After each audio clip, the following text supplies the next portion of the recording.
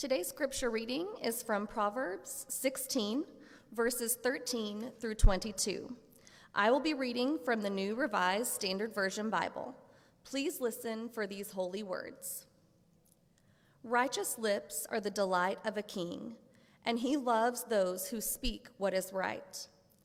A king's wrath is a messenger of death, and whoever is wise will appease it.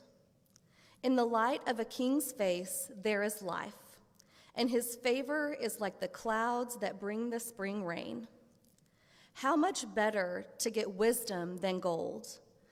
To get understanding is to be chosen rather than silver. The highway of the upright avoids evil. Those who guard their way preserve their lives. Pride goes before destruction, and a haughty spirit before a fall. It is better to be of a lowly spirit among the poor than to divide the spoil with the proud. Those who are attentive to a matter will prosper, and those who are happy who trust in the Lord. The wise of heart is called perceptive, and a pleasant speech increases persuasiveness. Wisdom is a fountain of life to one who has it, but folly is the punishment of fools. A holy reading for the people of God. Thank you, Hillary. So if you've had the opportunity to hear me speak before, whether it's up here or giving a devotional in a committee meeting or being part of my small group, you know I have a propensity to share the story from history. And I don't do it gratuitously. I always have a point that I'm trying to make, or perhaps a comparison to a situation that's happened before. But I fully acknowledge while some might enjoy the stories, there's probably a fair bit of eye rolling and, oh man, here he goes again. But at least they have the courtesy to do it when I'm not looking. But whether you fall in one camp or another, I would imagine the question is what's the deal with this guy and the history stuff? And so I thought as a way of starting today, I'm going to pull back the curtain a little bit and give you some origin on that. And this goes back many, many, many, many years ago. I'm not putting a number on it because, frankly, it's depressing to me. But I was making the transition from elementary school to junior high school. That ought to tell you how long ago it is. We still called it junior high school. And like every other kid that's making that transition, I had a fair amount of excitement and a little bit of anxiety. But there was one particular aspect that I was absolutely dreading, and it had to do with curriculum. The last couple of years that I spent in elementary school, except for a couple of specialty classes like art and music and PE, everything was delivered by our homeroom teachers who taught all of the different subjects. And to be honest, they did a pretty good job of it. They gave us a really good foundation in things like math and science and English and reading and writing and those kind of things. But one thing that they both shared was they didn't like history at all. But they had to teach something, right? So what we got was a real dry recitation of facts, dates and places and events and people's names, and it was so incredibly boring. Well, of course, not knowing any better, I just assumed that's what history class was going to be all about. And now here I am going to junior high school where I'm going to get subjected to this 1 hour a day, every single day, by a teacher that's all they taught. This is going to be awful. And so the little hamster cage known as my brain starts whirling around, trying to figure out, is there a way out of this? I mean, I wonder if the Army would take an 11-year-old. No. So off I go to the first day of class, and here's the history period rolling around. And I take a step in the doorway, and right up front is my new junior high school history teacher, Mr. Jones. Central Casting could not have done a better job of this. And I want to draw you a picture of what Mr. Jones looked like, because with one small variation, this is the way that he looked every single day. He had black wingtip shoes that were shined to a high gloss, and he had these perfectly black pressed pants, and I swear if you'd have touched the crease, you'd have probably cut your finger on it. He always wore a white starched button-down shirt, and this is where the only variation came in, was when it was cold, it'd be long sleeve, and when it was warm, short sleeve. That's it. That's the only difference. He had a perfectly knotted black tie every day, and it was held firmly in place by his United States Marine Corps tie clasp. Yeah. Mr. Jones wore glasses, and they were set in a thick black frames, and this was way before those kind of glasses were cool, right? Okay. And then to top it all off, literally, this man had the most perfect flat top haircut I've ever seen on a human being. I mean, I don't think this thing varied 1 micrometer from day to day. Well, I take one look at this guy and I go, my worst nightmare just got worse. This is really gonna suck. So doing my best impression of a condemned man on his last walk, I trudge over to the desk and the little hamster wheel starts turning again. And okay, the Army didn't take me, but surely the Navy will. They'll take anybody. So I plopped down in the seat, just expecting the worst. And then the most extraordinary thing happened. Mr. Jones started to teach. And yeah, there was a fair mix of the data stuff, the dates and places and events and stuff, but only in the context of how he wanted to deliver the lesson. And that was by telling stories. And he told the stories of people and how they came to be in positions of authority and the choices that they faced and the decisions that they made and what the ramifications of those decisions were, both long-term and why we should care about it.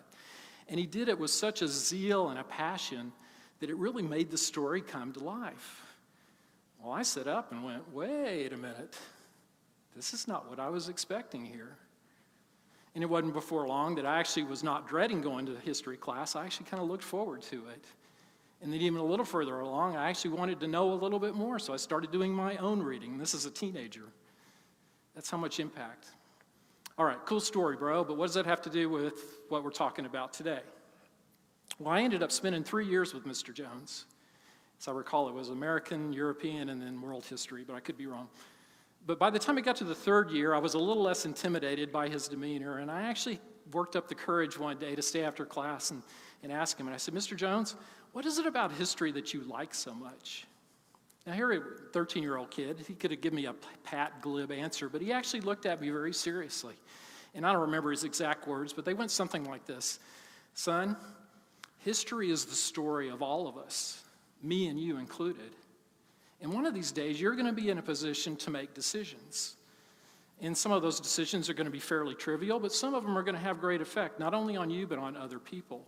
And you're going to use a wide variety of things to help you make those decisions. And maybe, just maybe, you might remember some story that I've shared with you to help you make those decisions. And that'll make it all worthwhile. Now, to be honest, when he said all those things, I had no idea what he was talking about. But I've come to understand that what he really was doing was giving me my first abject lesson in what wisdom is. And he was right. It wasn't too long after that I was in a position where I could start making my own decisions, a lot of them fairly mundane, but some of them really important, the direction of where my life was going to lead, and then ultimately my family.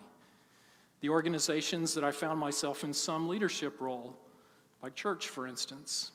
Professionally, where I don't say this with hyperbole, but some of them were life and death decisions, all requiring some level of wisdom. Now, again, I don't profess to be an expert on the subject, but I think I've learned a thing or two, and I'd kind of like to pass on a couple of those nuggets here with you today. And the first is something that Ashley Ann said a couple of weeks ago, and I think it bears repeating because it's so incredibly important and so often misunderstood, and that's having knowledge, knowing something about something is not the same thing as being wise and then acting on those wise decisions. They're not the same. Now, they're not mutually exclusive. Knowledge is always a good thing. We should always be trying to get to know more things, but it's not the only thing. Okay? That's a pretty important thing to understand. And it permeates all parts of our lives, the difficulty of doing these kinds of things. I'm a huge sports nut, unapologetically, watch it all the time. And there's been a kind of a trend the last 10, 15 years, and it's called analytics. Have you heard of this?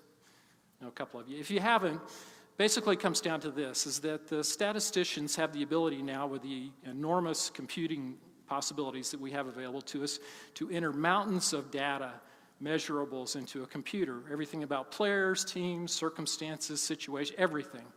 And what gets churned out at the end is kind of a decision matrix so that a coach or a manager can when they're faced with a particular situation, could look at this and say, okay, this particular choice gives me the highest probability of success. And there's some coaches and managers that actually really believe in this 100%. But analytics has been around long enough that there's a kind of a trend that's starting to show itself. And that the coaches and managers that believe in analytics to the nth degree, they do win a lot of games. There's no denying that. But to my knowledge, not a single one of them has ever won a championship. Think about that for a second. The coaches that are winning championships, yes, they use the analytics, but only as a part. Okay, they mix in the things that you can't measure, the things like experience and your instinct, the energy level of the team, the momentum, all of these kind of things that are more feeling than data-oriented. So it's not just about knowledge, although that's a key component, it's about all of those other things. Now, I've often thought, what a difficult situation a coach is in, because they have all of this data, and there's going to be some times when they say, okay, the paper's telling me one thing, but I just know in my heart of hearts that this is the right choice, is the other. And so they make that choice. And here's the harsh part. Even when they're right, when the choice they make works out, they're still going to get criticized. Man, that was lucky. Or what the heck was he thinking? He got away with one there. And that's the second part about wisdom that I wanted to impart, is that attaining wisdom and then putting it to work is never easy. It's hard. It's inconvenient. It's not going to bring you pleasure. It's just very difficult. And we see this in all facets of our life. On a personal note, maybe you're stuck in a relationship or a job that just gives you absolutely no joy. You don't get any sense of fulfillment, any sense of satisfaction, and everything is telling you, change the situation. But in order to do that, you know that it's going to lead to some difficult circumstances, hard conversations, maybe a change in lifestyle, maybe even broken relationships. On a broader scale, we see this in our political structure. We know the issues. Everybody knows the issues that need to be dealt with. And if you get the politicians behind a closed door, they'll tell you the same. And some of them might even have some really good ideas about how to fix them. But they know if they go out of that room in front of a microphone and they say things like, let's fix Social Security, they might as well start working on their resume because they're done. And all those people that were applauding them behind the doors, they're gone. They don't want any part of it. Making decisions based on wisdom is never easy. Solomon understood this. We've talked about him the last few weeks, about how God gave him the choice between power, wealth, and wisdom. He chose wisdom. He ends up writing Proverbs, all of these wonderful sayings that you could spend hours kind of taking apart here. But we've also been very clear about what happens to Solomon.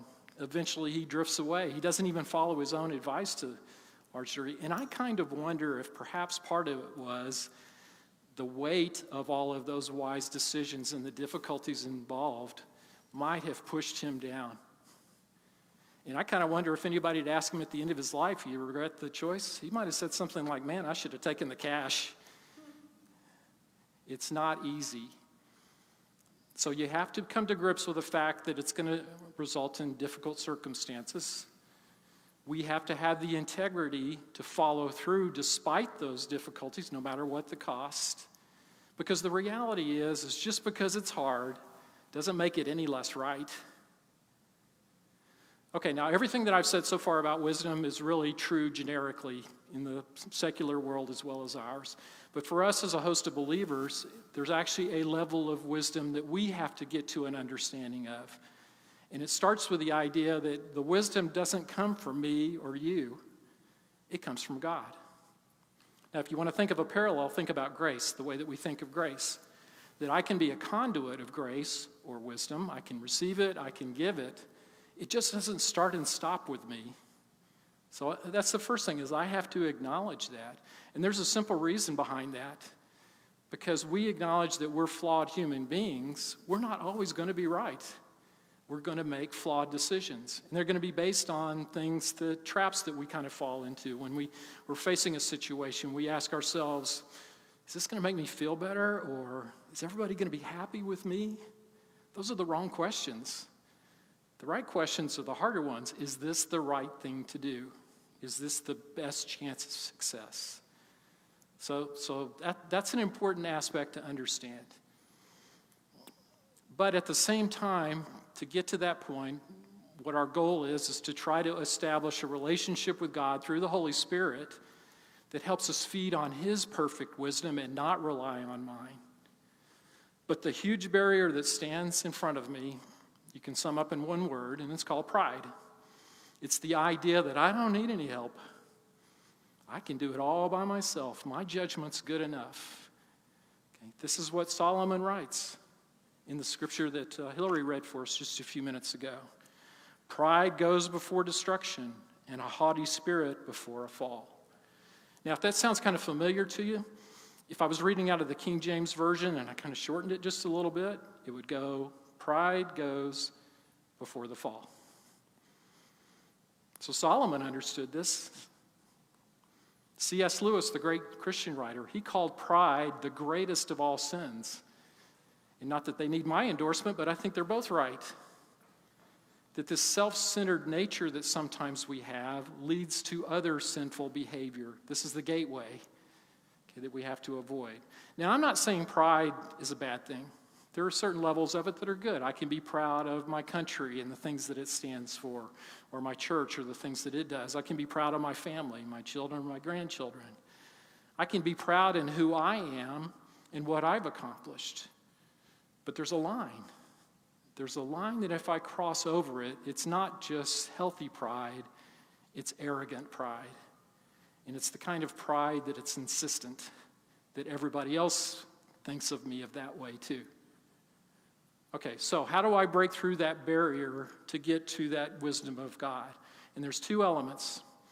And the first one is really pretty hard, and it's humility.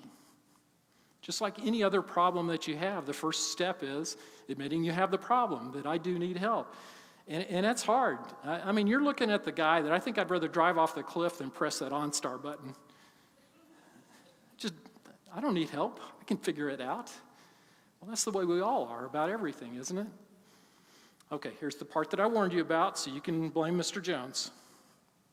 Back in the days of the Roman Empire, okay, if a particular general had just concluded a successful military campaign, the Senate would call him back to Rome, and they would grant him what was called a triumph. And basically, a triumph was a big parade, okay? And it would consist of a lot of different elements. It would have the general's army would be there, the prisoners that they had captured, including their leaders, who'd be dressed up on all their finery, but also wearing chains to symbolically show who won, all of the spoils of the war, on and on. But at the very last part of the parade, here would come the conquering general, and he'd be seated in this beautiful gold chariot, and of course receiving all the adulation of the crowd. But here's the interesting part, is he didn't ride alone. There would be a guy that would be assigned to be with him, and he had one job and one job only. And that was, they would say whisper, but I imagine with a roar, he's probably having to shout it to the guy. He would utter one Latin phrase, memento mori, memento mori. Remember, you are mortal. That's true for all of us. We have to remember who we are in the grand scheme of things. There is a God, but it ain't us. So we need to create some kind of reminder of who we are and what we do. Okay, so that's humility. That's the first part. But the second part is if I've admitted that I'm not perfect, that I don't have everything right, the second part is, am I teachable? Am I open to another idea? And man, is that hard today, isn't it? I don't think I've heard the variation of the word polar, polarized, polarization more than I've heard in the last 10 to 15 years. And it's true. It's hard. You're either on one end or the other. It's hard to be in the middle there. And I think it's so much so that people want to be thought of as being on the right side as opposed to actually being right. So we've shut ourselves off. So there's some simple questions that we probably all need to ask ourselves to determine whether we are in fact open to new ideas.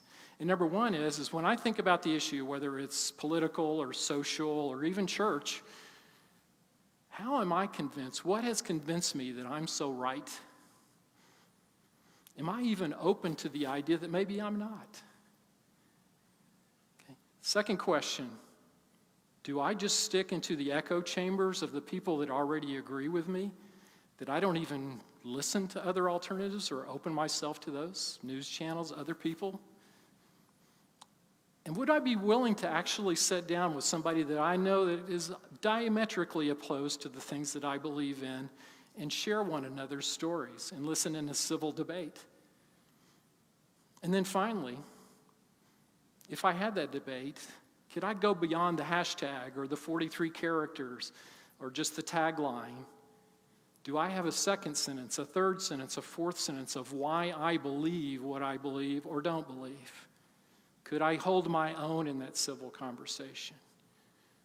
Those are questions for all of us. And I think Solomon understood this too. This is just a couple of chapters before. In chapter 12, verse 15, it said, "Fools think their own way is right, but the wise listen to advice." That's the truth of it. And by the way, if you're sitting there going, those are really great questions, and I hope those people were listening, go back to step one, humility. Admit that we all need this conversation. And maybe at the end of the day, after all is said and done, you are right back to where you started and you still believe, but at least you'll be more firm in where that belief comes from. All right, so I have humility, I have teachability. I've broken through the wall of prideful behavior. Now I'm ready to make that connection and relationship with God to tap into that true wisdom. How do I do that? Well, man, I wish I had an easy answer for you. And the short of it is it's different for everybody. It's probably a good place to start with what we call the spiritual disciplines, things like prayer. If prayer is a little too intimidating a word for you, try meditation. But the idea is to clear your mind of the distractions and open yourself to what God has to say through the Holy Spirit. Gathering together in worship and experiencing God here, that's not a bad way. Studying the Scripture, finding the parts that speak to you or speak to your specific situation, and then maybe gathering with others to discuss those perspectives and gaining what they've learned from it. Those are all great places to start. But there's one more that I think that we all need to consider, and that's the unexpected source of God's voice, that it can come from the most unexpected of places. Trust me, I would have never in a million years thought that my best, most long-lasting lesson about wisdom would come from a junior high school history teacher. That's the voices we need to be listening to as well. And it's his words, and I want to close all this out with, as kind of a challenge to you, is that all of us, everybody in this room is in a position to make decisions each and every day. And a lot of them are of the ordinary variety. But some of them have huge impact, and not only on yourself, but on other people. And when it comes to those decisions, use everything in the tool bag. And maybe you'll even consider a story that I've told that might make it worthwhile for me. But don't forget the most important ingredient, the most important aspect of wisdom, and that's God. Include him into the equation. Because if we do, that's when we can touch upon the perfect wisdom and make the decisions that we make more meaningful and more correct, because we are a little bit more perfect than we were before. That's who we were, but more importantly, that's who we want to be. Amen.